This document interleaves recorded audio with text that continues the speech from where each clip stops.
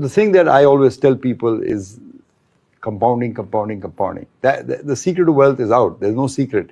It is compounding out there.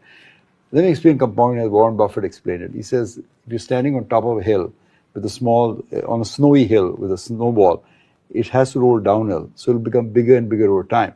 So you need two things. You either need a very long hill or you need to be very, very young to start at that time. Because compounding takes time. The first 5-10 years, nothing shows up. But after 10 years, it becomes almost magical. दोस्तों, करोड़पति बनने का सबसे बड़ा secret क्या है? न कोई जादू, न कोई शॉर्टकट, बस एक पावर, कंपाउंडिंग।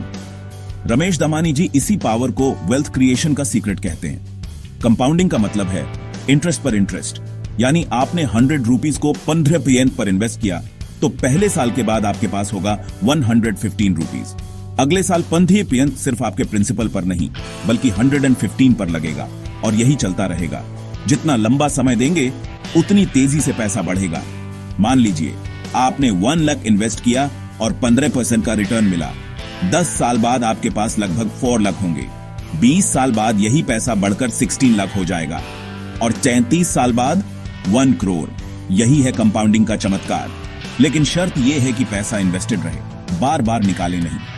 स्टॉक मार्केट्स में सबसे बड़ा प्रॉफिट उन्हीं को मिलता है जो पेशेंस रखते हैं। जैसे पेड़ लगाने के बाद उसे सालों तक बढ़ने देते हैं, वैसे ही इन्वेस्टमेंट को भी समय देना पड़ता है।